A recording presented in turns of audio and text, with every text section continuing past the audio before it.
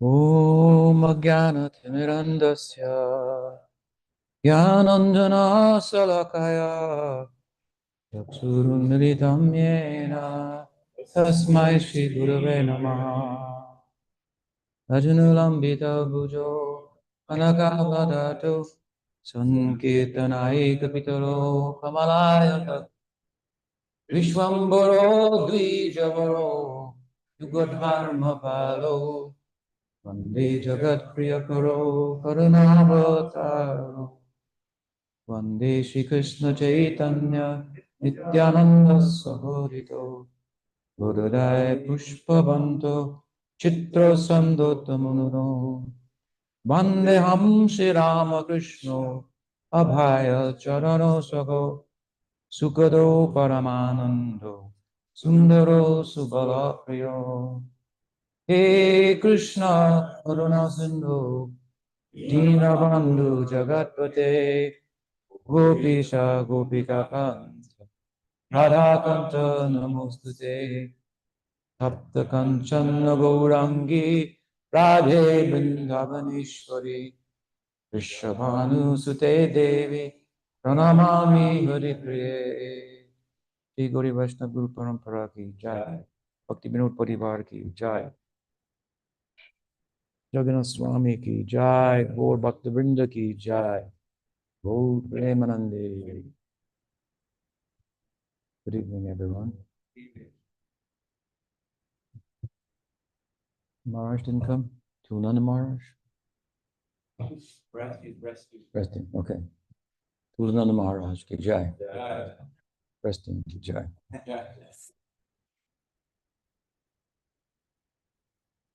Thank you. I want to begin the discussion somewhat along the lines of where we left off in our last discussion. Some of you weren't here for that, but it is available somewhere online. But I want to begin with a verse from the first of three astakams in praise of Chaitanya Mahaprabhu, composed by Srila Rupa Goswami Prabhupada. Rupa Goswami ki Jai. These were all composed in Viraha Bhav, or in the Bhav of love and separation for Chaitanya Mahaprabhu, and they're centered on Chaitanya Mahaprabhu's Leelas and in Jagannath Puri. Jagannath Puri is, of course, where Chaitanya Mahaprabhu spent 18 years. He spent 24 in Navadvip, and his stay there culminated in his acceptance of the sannyas order from Keshava Bharati. And as we heard, through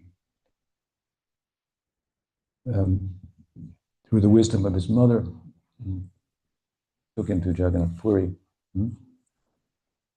where again he spent 18 years, and this is the beginning then of his Madhya Lila, which is the center focus of the Chaitanya Charitamrita. It's like the past and the present, the past and the future is exists in the present, something like that. So Madhya Lila, if you follow the Madhya Lila, then you can enter both the Anti Lila and the Adi Lila. Is the way. It means. So it's the central focus of Chaitanya Charitamrita. There's a couple of reasons for that, but externally speaking, Krishnadas Kaviraj Goswami, the esteemed author of Chaitanya Charitamrita, writes in deference to Vrindavan Das Thakur, who preceded him and who had written Chaitanya Bhagavat, which is the life and soul of the devotees of Chaitanya Mahaprabhu. And so to write another biographical text about Chaitanya Mahaprabhu. He was humble in doing that, and he deferred to Vrindavan Das, whose narrative is focused more on the Adi Leela, Leelas in Navadvip itself. So, for that reason, Krishnadas Kaviraj did not write as extensively about the Navadvip Leela. And for the reason that I mentioned, he wanted everybody to go there, enter into the Nitya Leela of Chaitanya Mahaprabhu and chant with him in the courtyard of Srivas Thakur. And so he emphasized the way, which is the Madhya Leela, where Chaitanya Mahaprabhu is setting an example, performing Sankirtan as a public figure. In his Madhya Leela, he converts Sarvabhauma Bhattacharya, for example. Does a little traveling outside of Jagannath Puri, total of 6 years, 2 to the south, and then we went to Vrindavan. 18 and 6 makes 24, 24 and 24 is 48, and then he departed after that. But why then Vrindavan Das, Krishnadas Kaviraj didn't write extensively about the Antya Leela? What can you write about the Antya Leela? That's kind of the point. Chaitanya Mahaprabhu, by the force of the way he conducted himself in his public life in the Madhya Leela, was drawn into the private life of the Antya Leela, where he was surrounded only by Roy Ramananda, Swarup Damodar, and really was in a largely unable to communicate and teach and be aware of the external world. And this is his inner life, Bhav Bhakti, and what can you teach about that? Not that Rupa Goswami has a chapter in Chaitanya Charitamrita on Bhava Bhakti. It's one of the shortest chapters. His chapter on Sadhana Bhakti is quite long and extensive. His chapter on Bhava is maybe only shorter by the chapter on Prem. So the emphasis is how to go there. Apply yourself now in the present to the teachings, all of which, for example, are played out in summary form in Chaitanya Charitamrita, in the Madhya Leela, teachings to Rupa Goswami, teachings to Sanatana Goswami, Sarvabhauma Bhattacharya, Prakasanda Saraswati, Venkatabhatta, so on and so forth. Ramananda Roy. So by applying ourselves to those things, those teachings and so forth, conducting ourselves appropriately in accordance with them as public life, then private life will naturally develop, and then you will be in a place that you can't say that much about, right? So those who just want to say too much about Bhav probably don't have too much Bhav. You say a little something about it, but we have to emphasize, as Prabhupada would, how to go there. Why don't you go there and find out, he would say, through a number of inquiries about the nature of such. And those things have been written, and it's appropriate, but comparatively, I'm saying, making the point, the Antya Leela is quite short and limited. To the extent, almost to the extent that Mahaprabhu was a little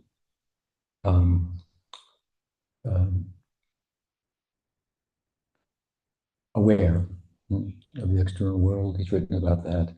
And then the verses that Roy Ramananda and Swarup Damodar would cite to augment the ecstasy of Mahaprabhu and help him to step into the shoes of and sorry of Radharani, which was the ambition of Krishna. So Madhya Leela. And with that, we pause for a moment. in praise of Swami Tulananda Maharaj Ki Jai. It's just appeared in our midst. Saribol Maharaj. Oh, Premanandi. Oh, it's like a seat for Maharaj.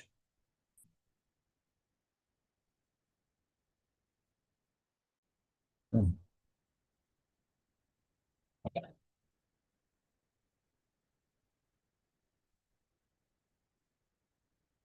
Oh,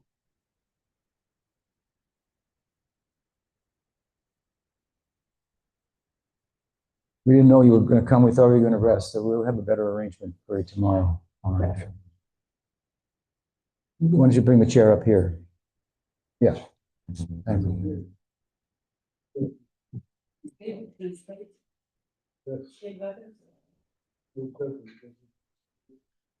Okay, he wants to sit there.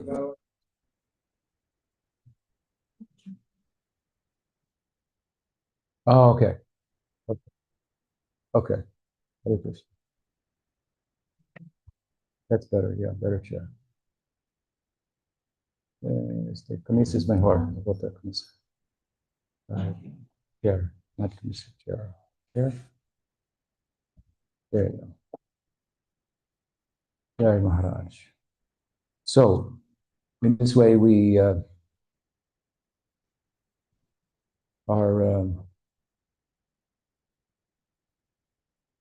proceeding, if you will, with Chaitanya Mahaprabhu into Jagannath Puri, where, again, a greater balance of his Madhya Lila is played out.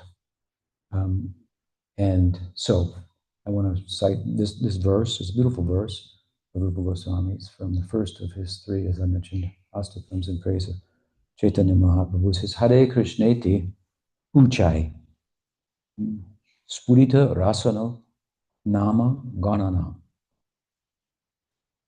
This is describing Chaitanya Mahaprabhu on his way to Jagannath Puri. He didn't go alone. He was accompanied by Nityananda Prabhu and Radha Pandit. And then there are different opinions in different texts as to who else accompanied him, but 3 or 4 devotees.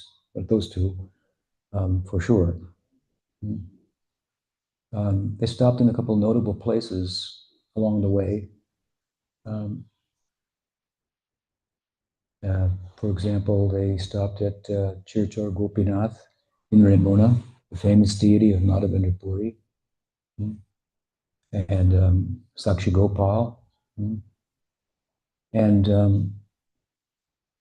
as they got closer, on one day, Chaitanya Mahaprabhu wanted to take darshan of, I think it was Kopateshwar, deity of Shiva.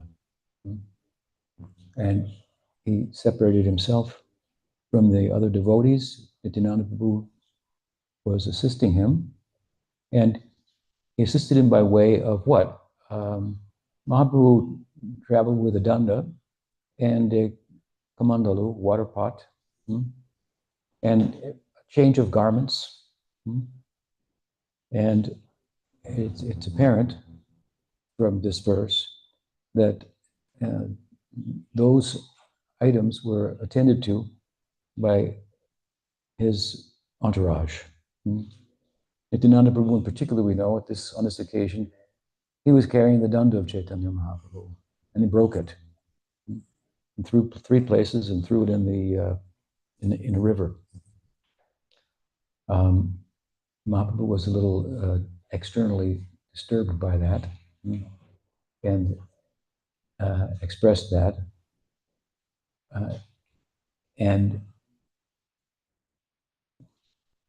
then separated himself entirely from his entourage and went ahead without them to Jagannath Puri. The verse here says, it describes Chaitanya Mahaprabhu as loudly chanting Hare Krishna. Hare Krishneti, so he's chanting the Hare Krishna Mahamantra. Spurita Rasano Nama Ganana. Krita Granti Shreni Subhagakati Shutojvala Karaha. So, relative to the fact that his danda was broken and someone else was tending to it, as well as his change of garments and his water pot. Um, Here it's mentioned that he was chanting the Mahamantra on a string, thread, with knots knotted. They had it around his waist and holding in his hands and chanting. So the point is that he couldn't use his hands to hold a danda, to hold a water pot, to hold his extra garments, and so forth. Later, when Chaitanya Mahaprabhu, having arrived in Jagannath Puri and converted Sarvabhauma, when he wanted to travel to the south, he wanted to go alone. But Nityananda Prabhu told him, you cannot go alone because we've already seen that you are always chanting on your string loudly. And so you don't have hands to hold the water pot and the garments, so someone has to go with you to carry those things. Here Rupa Goswami is describing him intoxicated by the chanting and attended by other devotees with regards to those carrying those necessities, that his hand could be free. So he's chanting while walking. It reminds me, recently, and I gave a class in San Francisco, and one of the devotees asked me, is it permissible to chant and drive at the same time? I said, if you want to go off the road, then if you want to chant Shudanam, then you probably go off the road because you will lose the external consciousness. I don't recommend that. This is the chanting of Chaitanya Mahaprabhu. He was losing external consciousness. He couldn't hold on to his danda. He couldn't hold on to his water pot or his cloth. Oblivious to those necessities and even those ritualistic features of his sannyas, ornaments, you could say, of his sannyas, danda in particular. Of course, he did express, as I mentioned, some displeasure with the breaking of the danda on the part of Nityananda Prabhu. Reminds me that many years ago in ISKCON, I still have them, and I still worship, but I have a small set of Gornatai deities. In those days, practically no devotees had personal deities. We only had deities in the temples that we would worship. And one godbrother of mine named Guru Kripa Maharaj had small deities of Gornatai. I don't know the story of how he got them, but I was traveling quite a bit, and in those days, if you visit a temple, then you couldn't get fit into the deity schedule because everyone was eager to worship the deities and had a schedule who would do artik at what time and so on. You couldn't just come in and have that seva, but I had an attraction for the seva puja of the deity.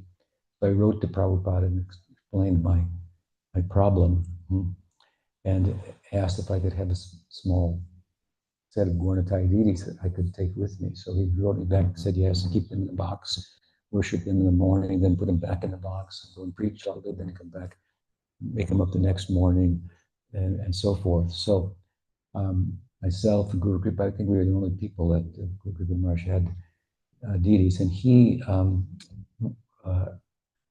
earlier that day, I had seen his puja, and he had Gornatai dressed like sannyasis, and they had platinum dandas.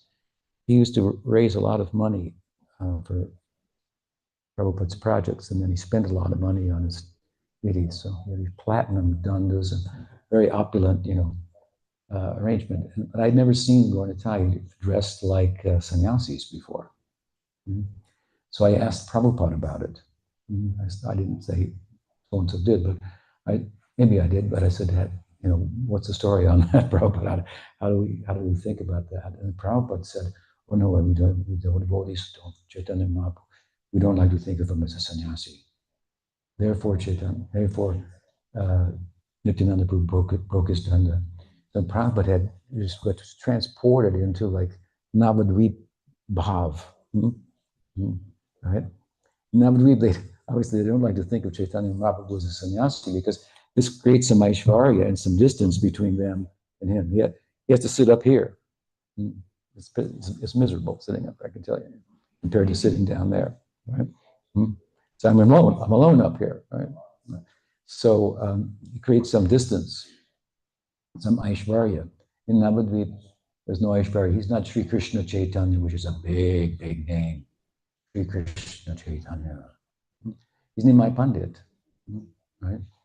He's Sachinandan. These are very Madhurya, sweet names, and they imply the sweetness, the intimacy that the devotees have with Chaitanya Mahaprabhu in Navadvip. Now, I'm saying this after just saying that the Madhya Leela is so important, and the Leelas that we are discussing are very astounding, and we're very attracted to them and so forth. So you can see the difference between us and Prabhupada in a sense.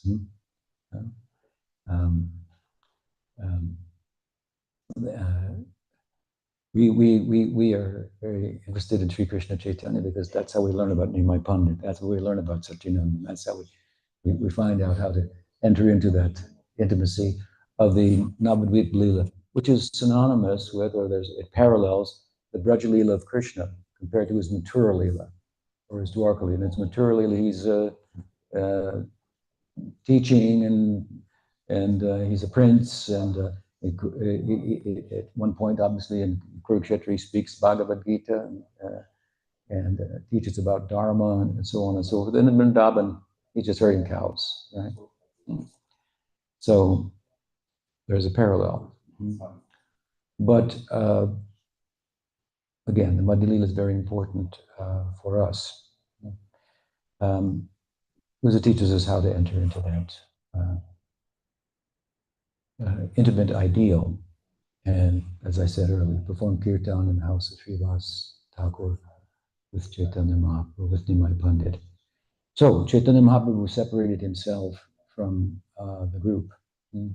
And here he's described very nicely. One of the things that stands out is that he chanted loudly. Sometimes devotees ask, should they chant out loud? Should they chant quietly? Should they chant to themselves and so forth? Well, nice example of Chaitanya Mahaprabhu. He's chanting loudly. There's said to be an extra benefit that other people may also benefit, or it's said that the mind situated between the mouth and the ear. So you might catch up if you chant loud enough. It might enter the mind more readily. The mind might become stilled. You can do real smaranam.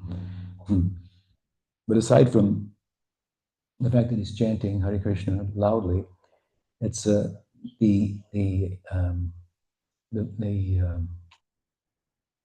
japa, his mala. It's described as a thread with knots around his waist, right? But it's described as a subag kati, sut rujvala. So it's effulgent, it's radiant, it's subhag, auspicious. It's telling us something about we can take from this about the japa mala. This is very, we should understand the sacredness of our beads. It doesn't matter if they're big or small, or in the ultimate issue, it doesn't matter what they're made out of, right? This is another point to draw from this. He didn't have tulsi beads that were this size, that had, that really what's that one of other string called that you put after 108, after 8 beads, or whatever, yeah.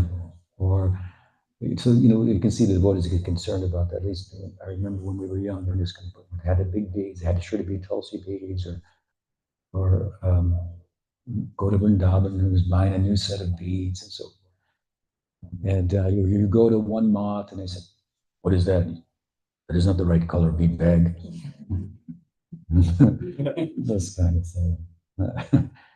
Um, there's some place for that, but this is an example of how sometimes details get misconstrued to be principles, right? If you don't have the right color bead bag and the right size of beads and so forth, well, your mantra's not going to work. We we can see from the description of Chaitanya Mahaprabhu that's not necessarily the case, right? These kind of details that get cemented, if you will, over time in different lineages and so forth are not. We assume that they were instituted with the best of intentions and were fruitful, but over time they can be uh, the essence of them, if you will, can be lost, and they can be thought to be like the necessity of, well, the story. It was a sadhu. He was giving Bhagavad Gita class, and every morning before the class, a cat would come and start to meow, and so he would say, "Give the cat some milk," and the cat would drink the milk, and then they could proceed with the class. Every morning the cat would come meow. And, okay, before we start the class, we feed the milk, and so the sadhu, excuse me, the sadhu passed away, and his successor took the seat, giving the class. The cat would come for the Gita. We give a cat milk, right? Then the cat passed away, and then there was a problem. You can't recite the Bhagavad Gita without a cat, and we have to feed the cat milk first, and so forth. So sometimes it happens that we lose sight of the principle, the spirit, the spirit of the practices, the spirit of the text. Even there's a famous verse in the Bhagavad, it's the 11th canto, 11, maybe 32, 21. Bhaktivinoda Thakur cites in his Bhagavad, famous Bhagavad speech. Bhagavad tells us that it is the spirit of the text that we are to take, not the literal. Now, don't run away with that. If you don't know what the spirit is, you better take literal. We're talking a little bit here about misconstruing details for principles. The problem with that is you cement yourself in as a Kanishta Adhikari, a neophyte. But worse than that is if you misconstrue the principles to be details and dispense with those. And I see that goes on in the so-called community of Gaudiya Vaishnavas. And in that case, you have no adhikar. Not good. So we should go slow and don't try to race ahead. Sometimes I say things that are a little forward, if you will, in terms of thinking and understanding the core teachings in an essential way and so forth. But I have very firm standing in what it's all about also. And I emphasize that you have to get strong standing in that before you can, otherwise you risk trying to follow me and you throw the baby out with the bathwater, if you will. So just a word of caution. So yes, your japa mala, this is a sacred, effulgent, auspicious instrument that's been handed to us by our Guru. We in Guru Maharaj Pujapat Sridhar Maharaj's Math, Sri Chaitanya Saraswat Math, new persons who would come to the Math and were interested and participating were not allowed to chant on the mala. They could chant in kirtan and attend classes and so forth, but only after they got the Guru mantra, Guru mala, the mala given by the Guru, not the market mala. The principle here, of course, is what he was teaching. Now, see, it's not entirely wrong to get a mala from the market, but what he was teaching, the emphasis was that you should chant the Maha Mantra with the blessing of Sri Guru. And it's important to emphasize this point because we think, well, I can just get the mala in the market and the mantra from a book, then I can avoid this hassle of, of having a guru and so forth. But then what happens is, well, we cement ourselves in namaparad because it is an offense to avoid the guru, to disobey the guru, to disrespect the guru. Hmm? So this is the point that he was emphasizing. To give you an example, to the contrary, Prabhupada would have all his initiates be chanting on beads, 16 rounds for a period of time before they could be initiated. But it was very clear in ISKCON that we needed to have the shelter of a guru.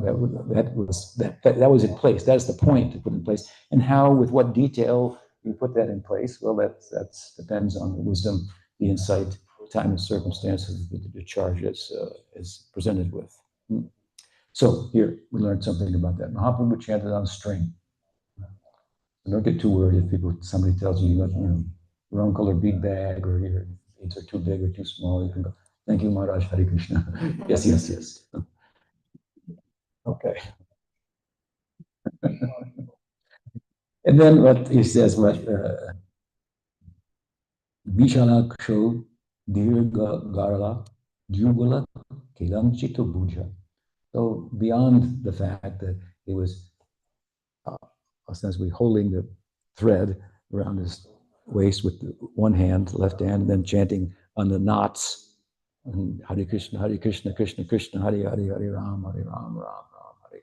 This is the Charya Lila, you see, he's showing by his own example. We're following that example. But besides that, sometimes his arms, his eyes were wide. Well, I'll read the translation to you. Okay.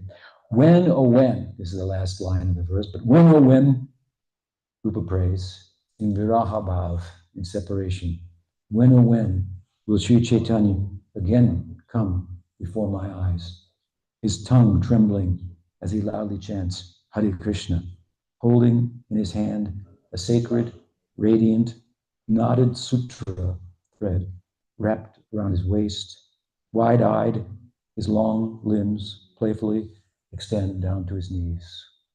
Chaitanya Mahaprabhu ki jai. Rupa Goswami Prabhupada ki jai. So he had been to Jagannath Puri. Rupa Goswami, of course, met Chaitanya Mahaprabhu first in Bengal, and then in Prayag, where Chaitanya Mahaprabhu imparted so many teachings to him. And then he came to Jagannath Puri, and he seems to have the most profound memories of Jagannath Puri and all the Sangha there, and so his Astakams largely speak about Chaitanya Mahaprabhu there in Jagannath Puri. Now, Chaitanya Mahaprabhu, we have a description of him. In this way, he's proceeding, and he's proceeding alone, but he has gone so far that the distance now, physically, from this point, after leaving Nityananda Prabhu, Gadadhar, Jagadananda behind, going by himself, they had his instruments had become somewhat of an obstruction. They were holding them. Now they had become an obstruction, even. So I mentioned the other day that Prabhupada told me that when he was a boy, he would dream. His dream was to go to Jagannath Puri, take the train to Jagannath Puri. But of course, his father said, "Oh, you're too young to no." And his father got him a toy Rath chariot, and then he would keep it by his bed. He told me, probably personally told me this. Said at night, and I would wake up and reach out, make sure it was there. And then when his Rath Yatra time came, I performed Rath Yatra in the courtyard. All the neighbors came, he said. I performed the Rath Yatra, and they all thought it was a very charming play. Then he opened his eyes very wide, as he would at times, and he said, but it was real. And now, he said, I am doing it all over the world, even in Poland and so forth. So now, this is very interesting. I mean, Chaitanya Mahaprabhu has been to, had been to, as I mentioned, he saw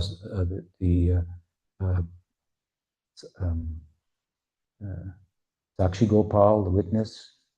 He witnessed the witness, Sakshi Gopal. He had the darshan of Chilchar Gopinath, and the whole story, I think, was related there by Nityananda Prabhu. I mean, these are fantastic, fantastic stories. But they didn't do for him, those temples and those deities, what Jagannath Swami was doing to him. What is Jagannath Puri all about? What is the significance of Jagannath Puri? Right? He's feeling such separation, and Jagannath Puri sometimes is referred to as Chetra, the field, Vipralamba Chetra, the field of separation he's entering into.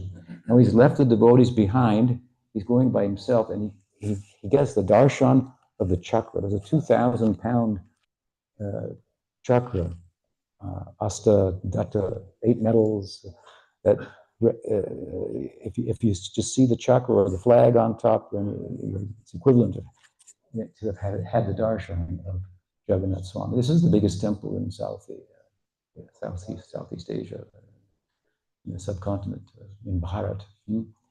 And as Chaitanya Mahaprabhu separated himself, he only has a short distance to go, but he has entered into a separate prakash, separate dimension within the Prakat Leela, and it will take him longer to go from where he is to the temple itself than it has been from Navadvip to this point.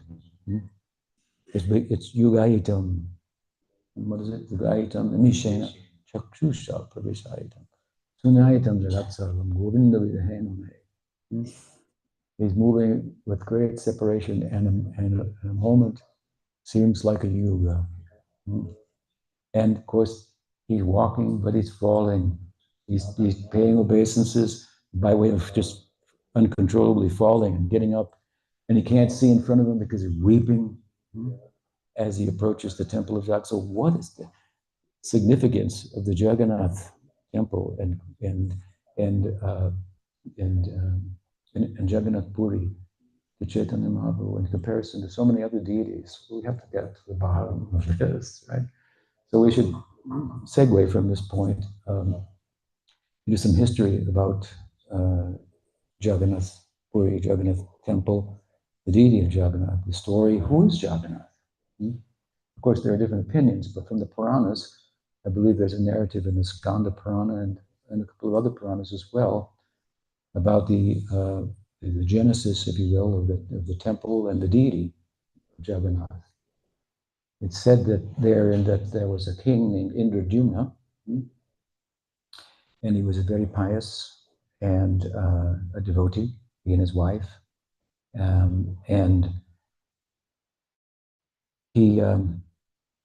some pilgrims came to his kingdom, and they were speaking about a deity that they had seen and the blessing that they had received and so forth. And the story got back to the king, and he said, well, catch those pilgrims, grab it, and tell us where that deity is. The deity was, they referred to him as, what are they? Nil Madhava. Nila Madhava. Nila means blue. Nila Madhava. And of course, the complexion of Krishna is said to be blue or blackish blue, Shyam. This is the color that corresponds with romantic love. And so the king was very eager to have the darshan of this deity, but then the pilgrims had gone ahead and they could not be found. So he sent men out in all directions to find this deity of Nilamadava. And one of them was the son of the head priest. His name was Vidyapati. He went to the east, and after 3 months, everyone returned except him, and they had no clue where this Bindumadava deity could be found. But Vidyapati was on the eastern shores of the subcontinent of India, and he came into a certain area, and the people were all very soft, tribal people, Sabaras they're called. And he was attracted to their company, and they introduced him to their leader. I forget his name.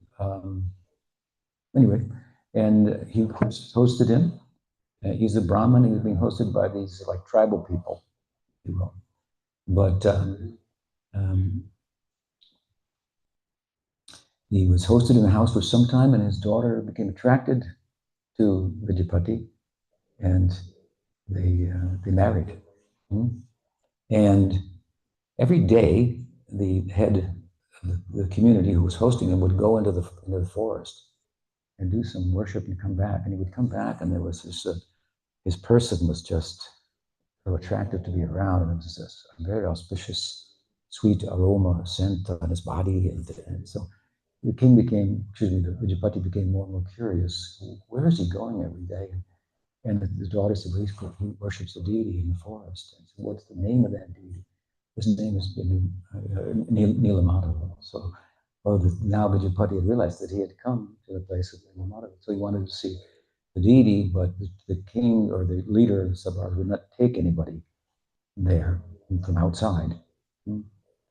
And so that was an impediment, but his daughter, who had now married Vijayapati, convinced him that you can trust my husband, you should let him have the darshan. So he agreed to take him, but he blindfolded him so he would not know how to get there. So the king of this tribal group was very possessive of Nilamadava, which is a good thing. This is one of the primary principal qualities of praying, mamata, minus. Didn't want to share him with anybody. It's okay to be selfish with Krishna. If Krishna is your object of love, right? So, of course, he had the darshan, and then the king of the tribals left him there for some time. And the story goes that in the Puranas that he saw a crow in a tree, and the crow slipped and fell into the river and came out with a four-armed form, and Garuda came and picked him up. Took him to Vaikuntha. So he thought, I'm going to go jump in that water myself right now. And then the deity spoke to him and said, no, you cannot go there. And I want you to go back to get Indradumna, and bring him here and so forth. So what he had done with at the advice of his wife, when he was originally taken to get the darshan of Nilamadava, because he wanted to know, he suspected, well, this is the deity. He wanted to know.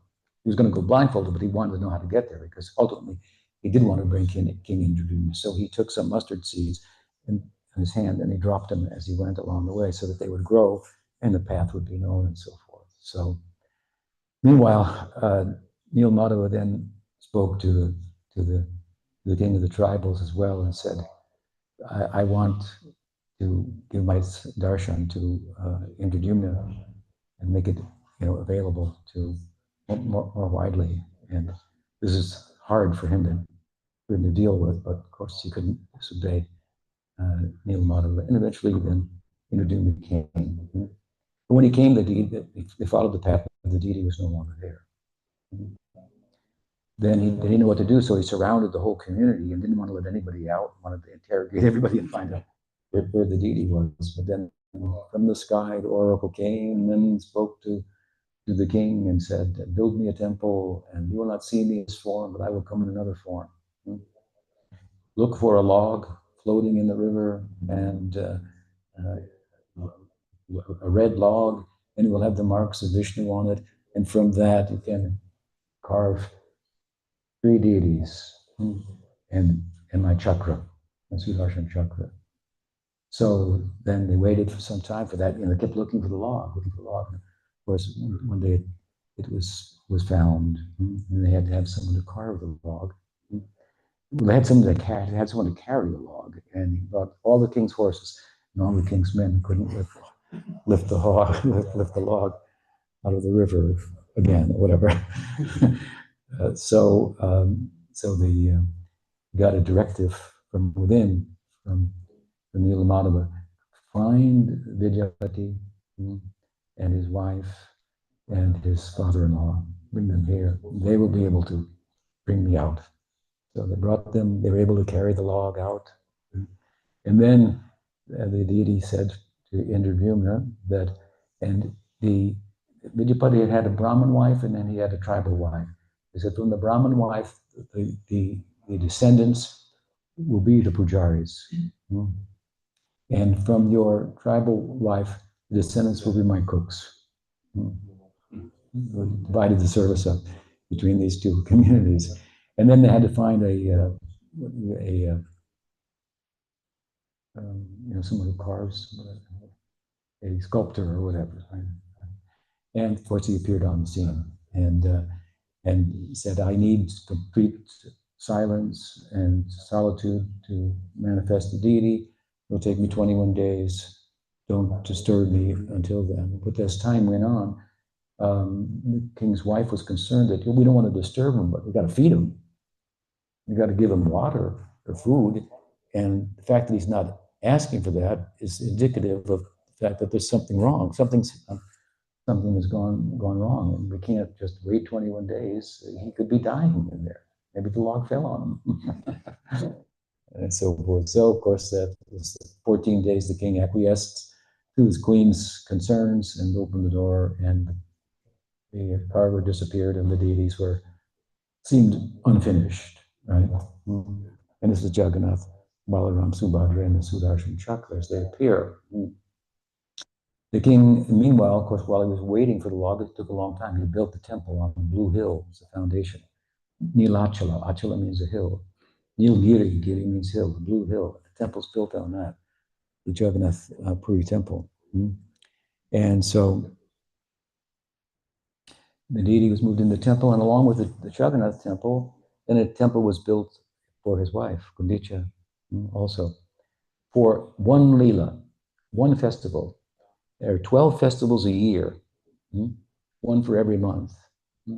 And during this month, it's the Rath Yatra festival, which is the festival where he, as the Puranas say, he comes out, this Jagannath, to show himself to the whole world. This is one understanding of the Rath Yatra. He comes out to give him access, darshan, to everyone, and in ways that he's not available in the temple. In the temple, they come to him, and Rath Yatra, he comes to them, right?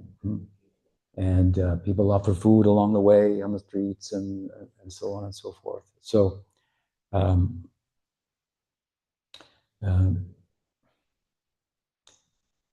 during the Rath Yatra, he goes then from Puri temple to the Gundicha temple. And for a few days, and then he goes back. This is the Rath Yatra. So we talk a little bit about the external, general understanding, right, of Jagannath and of the Rath Yatra. Of course, there are many pilgrims who come to Jagannath Puri. They have different ideas who the deity is. There's a Buddhist tantric text that thinks that Jagannath, after all, Buddha is one of the avatars. Vishnu avatar. They think Jagannath is Buddha, Subhadra is Dharma, and Balaram, they don't use these names, but the Balaram deity is Sangha. We have Buddha, Dharma, and Sangha. We could get nirvana. This is their idea. This is one example of the many ideas that there are about the deities, which are obviously separate from what the Puranas are saying, because I've just given a Puranic narrative. But aside from the Puranic narrative, to go deeper within that, then we have to come to Chaitanya Lila, right?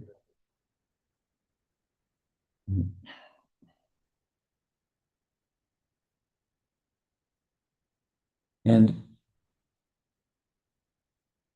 to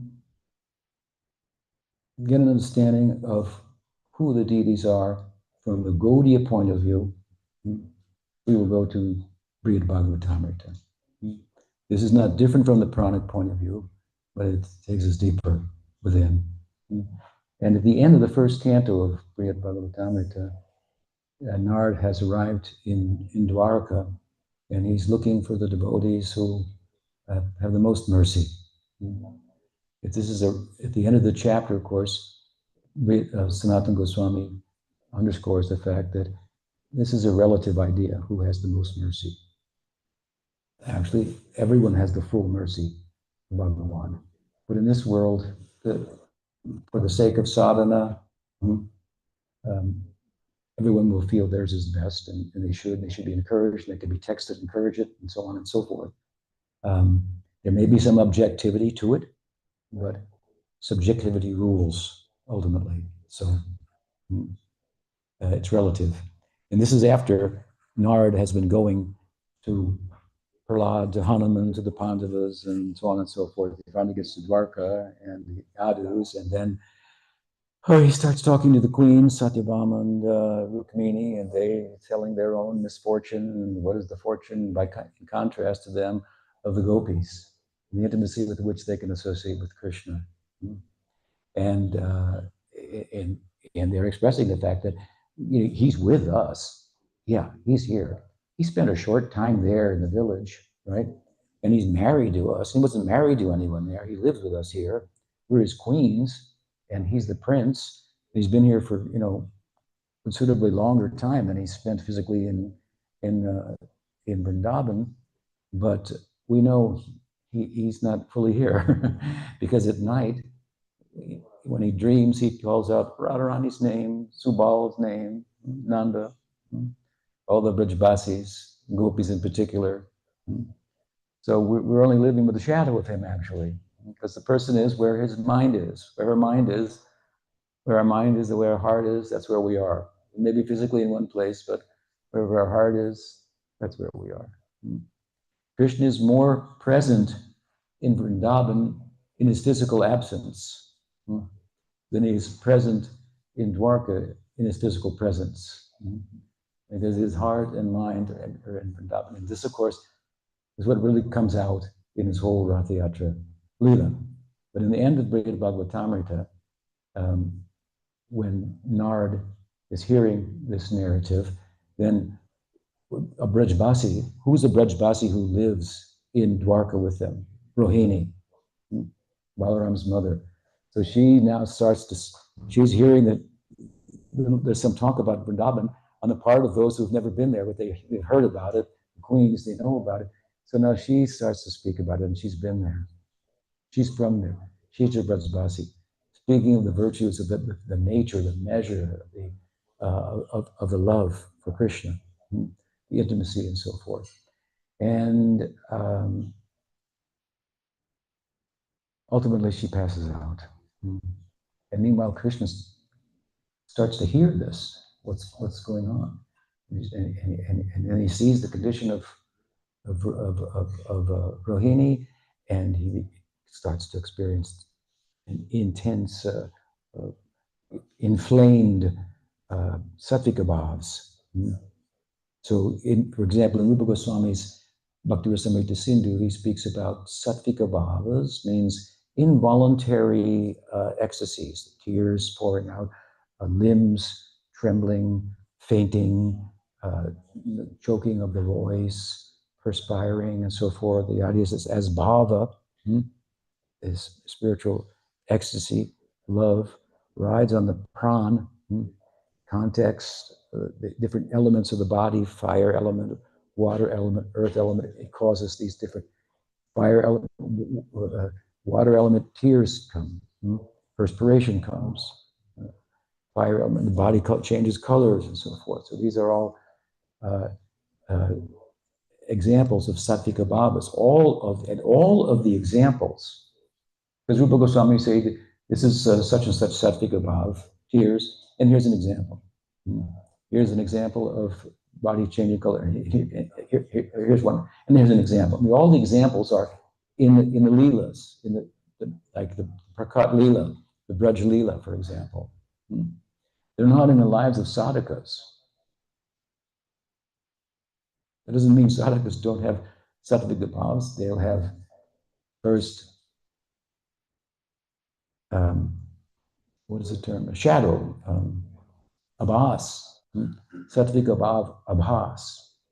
So you should expect some sattvika bhav abhas from chanting, some tears. And if you don't get them, you should cry.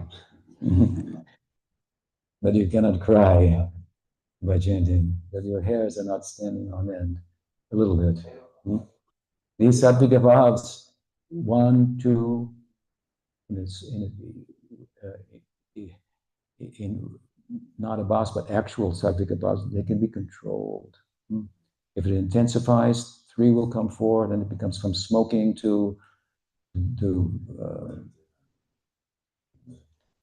that's the Sanskrit words, but blazing, an inferno, it gets hotter and hotter. And so Rupa Goswami mentions in the text that these are the, the general ones, but there are others too, but they're just too unbelievable to speak about, like perspiring blood, for example. He gives. So this is what was happening to Krishna. These are Sattvic bhavs that are off the map, even of Bhakti Rasamrita Sindhu, uncontrollable internal events that have a physical implication that render Krishna's body indiscernible. I mean, if you saw Krishna with his flute, you're not going to think he's Buddha, right? uh, so it's also disguised so he could be universally, worshipped and so forth. He is the Amsi. He is the not an Amsa. He's not an avatar. He's an avatari. Chaitanya Mahaprabhu is Swayam Bhagavan. He is Krishna himself, the avatari. He is the Lord of the universe. It means all manifestations, all that is manifest in any form of Bhagavan, any avatar, any expansion, is found in him and more. This is something special about Jagat, where he is really in one, the Jagat Nath, the Lord of the whole world, for everybody, all in one, and in a disguised form. So it makes it more possible for people to think of him in different ways and worship accordingly. Such was the extent, the ideas to which his body was transformed. And Balaram looked at him, and the same thing happened to him. Subhadra looked at them, and the same thing happened to them. Now, what happened after all of this, of course, is that Narad was extremely apologetic.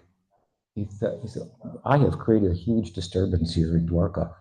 This is what's happened to Krishna, and everybody's up in arms at the circumstance. Will he come out of it? And so Krishna does come out of it, of course, and then Narad expresses his apologies that I've come to Dwarka and I've created such a disturbance. Please forgive me. And what does Krishna say? Garopakari Smritida Priyanam. Garopakari Smritida. Don't think like that, he said.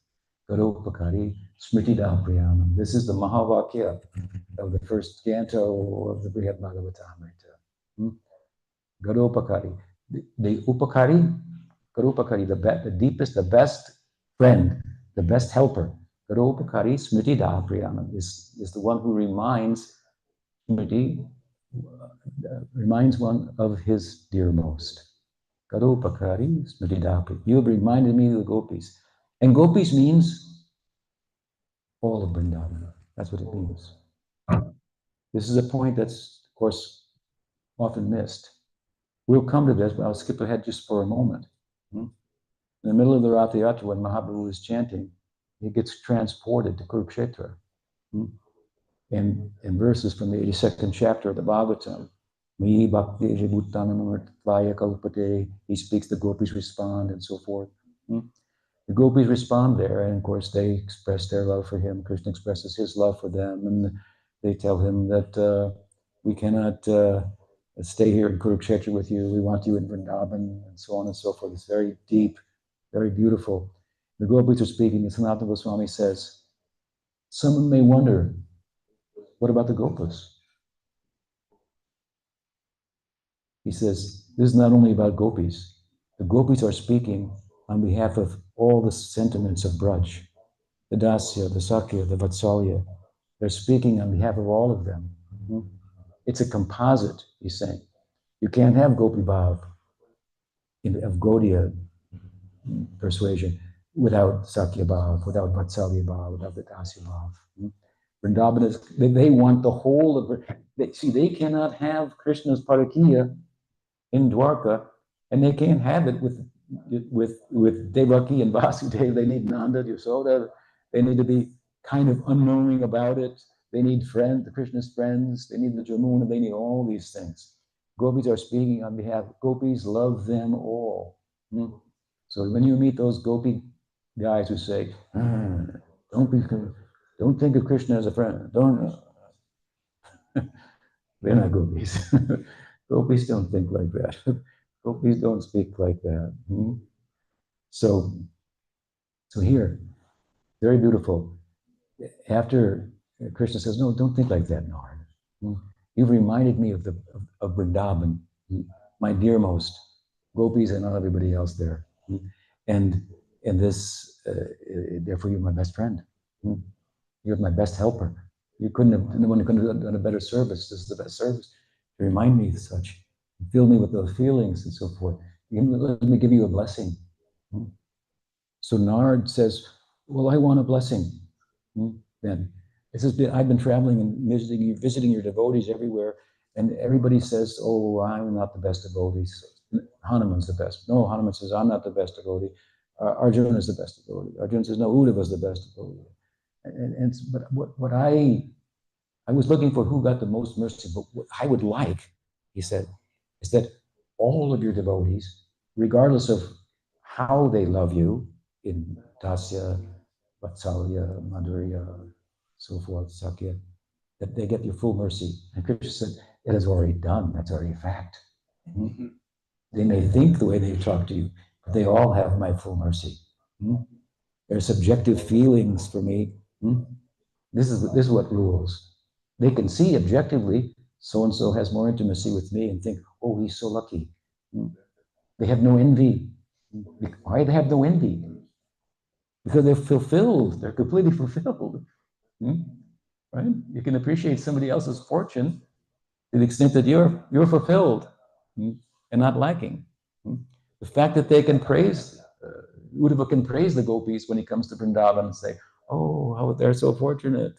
When they talk to Gopakumar, both Narada and Uddhava in Dwarka, they go, "Oh my God, look at this is what he is. He's a Gopa. This is his destiny. Oh, you don't know how fortunate you are. We cannot have that good fortune to have that kind of intimacy." No, Uddhava went there and he was bewildered by their love. He knows something about it, but this is your destiny. They're just happy for him, right? Because they're fulfilled in their own love. So Krishna said, "This is already done." See, you didn't know that. You learned that now. You were looking for which devotee has the most mercy. And what did you find out? Exactly what you suspected. They all are the best. They all are the best. Oh, you can say Dwarka is the best, and what is it? Perfect, and Mathura is more perfect, and Vrindavan is most perfect.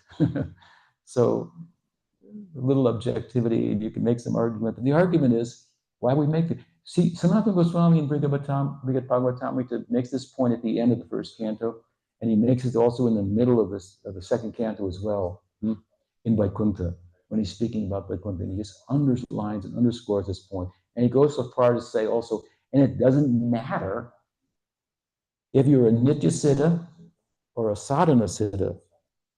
You understand the difference? Nitya Siddha means they were always there, they never had any material life. Sadhana Siddhas means they became Siddha, perfect, by sadhana, newcomers. He said, there's no difference between them. Mukta jivas and sadhana. What's the difference between the vada jiva, the conditioned jiva, and the mukta jiva? This is the difference. One is turned towards Bhagavan, other is turned the other way. There's no ontological difference between them. Ontologically, they're all the same. They're vibhinamsas. They're a special kind of dravya, a conscious dravya, a substance. Because they're a conscious dravya that has agency and will, and so that kind of dravya is a person. Dravyas, and all dravyas have Shakti. Shakti is not a dravya, not a person. Shakti is a capacity of a person. You understand? Shakti is a capacity of a person. That's why in Bhagavatam, when it said that Maya was ashamed of her service to Krishna, Jiva Goswami says, how can a Shakti be ashamed when the Shakti is a power, a capacity of a person, and not of the person. He says, well, in the Puranas it said, this means the presiding deity, the person that presides over the Maya Shakti, she was ashamed. So the point is, this is an interesting point, of course, it means we are only Shaktis in name and indirectly. We are Dravyas, we are Bibhinamsas. Means Bibhinamsa means a differentiated amsa of Krishna with a serving capacity for him. And in order to serve, function, you need some Shakti. You need instruments. To do something, you need arms. You need legs. You need a body. So for us to be the doer that we are in material life, we'll need a body that's provided by the Maya Shakti. The problem, of course, is that Maya Shakti is categorically different from us. It's inert and we're conscious. It's a bad fit. Doesn't it feel a little uncomfortable?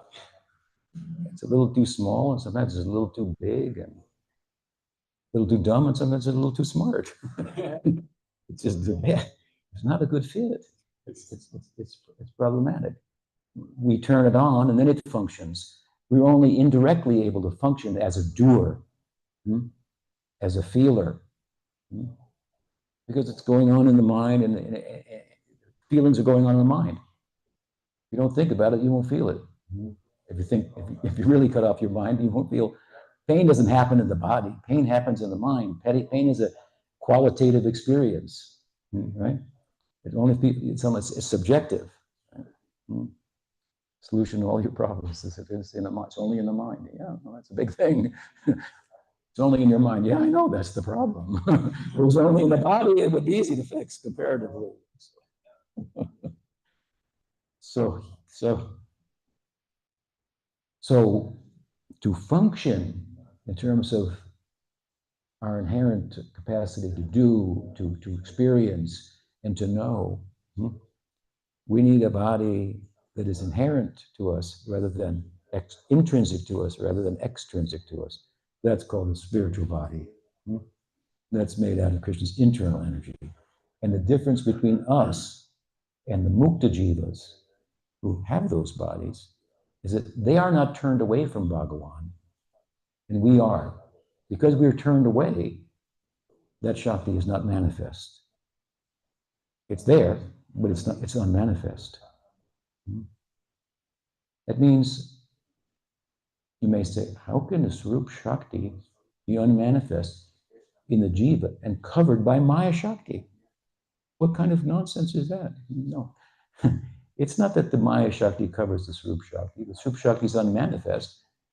Why? Because the Jiva is turning away from Bhagavan. Even in this life as a sadhaka, if you turn away, it will be covered over. Right? If you turn away from bhakti, then it will be there. When you turn back, right where you left off. Right? So the jiva is said to be, what was the verse? Bhayam dutiya vinibeshitasyat viparyo inimical. Inimical. Because Bhagavan is all worshipable, and he doesn't want to worship him. He's going in the opposite way. He's moving in the opposite direction. He's taking rather than serving and giving. So his endowment of Swarup Shakti, his internal form, that's non-different than himself. It's like the blue of the lotus. It's inseparable from him. It's not manifest. It will become manifest by when your bhakti grows through sadhu sangha, association, and so forth. Right? So, what is the point? So, a little bit aside there, some of the things I've been writing about come to mind, but everybody, yes. So, all devotees have a relationship with Bhagavan. They have a swabhav, an inherent nature. Chaitanya Mahaprabhu taught Sanatana Goswami that one of the words for Atma in the Atmarama verse is swabhav. This is the meaning. An inherent nature as a servant of Krishna. And it's covered over. So sadhana means to uncover it, not to put something that wasn't there as a superimposition upon the self. That's material life. We add something onto ourself to try to overcome our sense of loss or that we're missing something. Spiritual life is not about adding something on, it's about exploring all that you are. And all that we are is that we have an intimate connection with Bhagavan that we don't know about. We're like that, Ramanuja gives the example of a boy is the son of a king, but gets kidnapped or something by some tribals and grows up with their customs and so forth, only to find out later that he actually he's a king. He's the king of the world, right? So it's there, it's hidden, right? Everybody has a relationship with Bhagavan. And this was my point, whether they're a sadhana siddha or a nitya siddha, there's no difference. They're all tatastas, except for Radha and her expansions. They are Ladini Shakti, what is it? Chaitanya Charitamrita, Vikutir Ladini Shakti Rasmad. Transformations of the internal Shakti. We are transformations of the Tatastha Shakti. This Shakti transforms and amsas. We are amsas. We are amsas. Therefore, we can have Shakti. We need Shakti to function. We need a spiritual body to be all that we are. It needs to come out within us. And whatever is one's swarup, then they get the full mercy of Krishna. So Narada was very happy to hear this. It's the whole first canto is about this. Who gets the most mercy? He comes to the conclusion, it looks like it's the gopis. Yes. But I wish everybody would get the same mercy. Yes, that's true. So this is a point that's underscored in the book, and it's brought up again, as I mentioned in the second canto, when Gopakumar goes to Vaikuntha. What Sanatana Goswami is saying, this is the fact. Everybody gets equal mercy. There's no envy in the spiritual world. Everyone is fulfilled in their position. Even they can say, oh, he's better than me. This is good fortune. I'm so happy for him. But at the same time, the book, Srimad Bhagavatamrita, the book, Srimad Bhagavatam with its commentaries, the book, Bhagavad Gita with its Gaudiya commentaries I'm talking about, Vedanta Sutra with its Gaudiya commentary, it's saying two things. For example, everyone's mercy gets equal mercy. And it's also saying, and for those who, and Vrindavan is best. And Vrindavan is best. Who hears that? Who likes that? We're looking for those people with that swarup, with that swabhav. That's all of you. That's why you're attracted. Because you have that kind of swabhav. It's broad, it has breadth, and it has depth, as I mentioned. So it can call people, all kinds of people in. Right? There's Jagannath, he's the Lord of the universe. You can call all kinds of people in. And Chaitanya Mahaprabhu bring attention to him. Right? So sometimes somebody who's attracted to Vaikuntha gets caught up by Chaitanya Mahaprabhu's mission, and he's facilitated for going there better than he would be if he went to the Ramanuja Sampradaya. At least he gets prepared. Then when he goes to the Ramanuja Sampradaya, he's very paka. Isn't it? He knows so many things. And the Ramanuja Guru goes, oh, I'm such a good disciple. Where are you coming from? I'm coming from Hare Krishna. Well, okay, good. You got a passport. You got a visa for that. You know that story. I've told the story before. I'll tell it briefly again. There was a devotee who was a member of ISKCON, and he left ISKCON. He was a little discouraged with whatever the circumstances were, leadership or whatever. And ultimately, he became a member of the Ramanuja Sampradaya, which is a Vaidhi Marg Sampradaya that worships Bhagavan Rapula with majesty and so forth. Their capital is Sri Rangam. So he went to Sri Rangam to enter the temple, and have the darshan of the deity. And they said, no, only Hindus can come in, only Hindu. That was their policy. Hmm? He said, no, I'm Ramanuja. No. He said, and he brought out a paper. He said, see, look, see, this is my paper. I've been initiated by so-and-so. I'm a Ramanujam. And I said, no. And he argued with him, and he got so frustrated, and he just said, without thinking, oh, Hare Krishna. He said, oh, Hare Krishna, come in, and then come in. Yeah, you come. Srimad Mahaprabhu Ki Jai. This is Bhakti Vinod Thakur's prediction. He said, in Kali Yuga, all the four Vaishnava Sampradayas, they will come under the banner of Chaitanya Mahaprabhu. This is the kind of indirect way it's happening. The fact of the matter is, they wouldn't even practically be known in the world without Chaitanya Mahaprabhu Sampradaya, and within that, without Bhakti Vinod Paribar. Bhakti Vinod Paribar Ki Jai. Right? It brought attention. You can go to the Chaitanya Math Bhaktisiddhanta's headquarters in Mayapur. Then you see the deity Nimbarka, Ramanuja, Madhva, Vishnu Swami. This was a very, very major emphasis of Bhakti Vinod Thakur. That we're not some separate. This Jiva Goswami didn't create a theology out of nothing. No, he took from Ramanuja, he took from Madhva, Vishnu Swami, Srila Swami, and so forth, and so we're all in together. Right? We're all in together. We Vaishnavas just want to get that guy Shankar on board. He's a hard nut. I guess he has his mission, but so now we get to the end here. After Krishna satisfied Narada, everybody's got the full mercy. That's a fact. Then he asked, anything else? Narada said, well, I do have another desire, and that is this: what I have seen here, what happened today, is to see this. I would like that your blessing, that if anybody in the world should hear about it, touch it, taste it, smell it, in any way come in touch with it, that they would receive your full blessing. And Krishna said, Tatastu, so be it. That is Jagannath. You understand?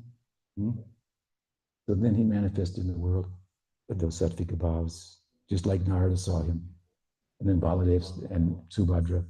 And then all throughout the Puranas said, anybody who plans to go to Jagannath Puri the next day and dies in their sleep goes to Vaikuntha. There's just like statement after statement after statement after statement like this. What is the mercy of Jagannath? Prabhupada said he's 80% merciful.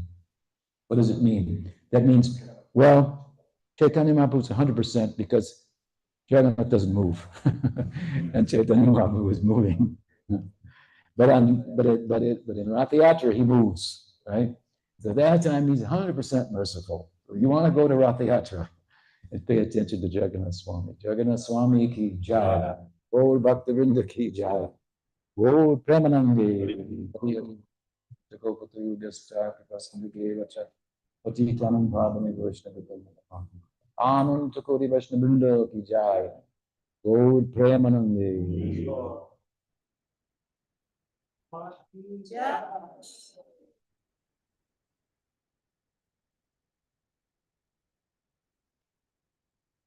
Okay.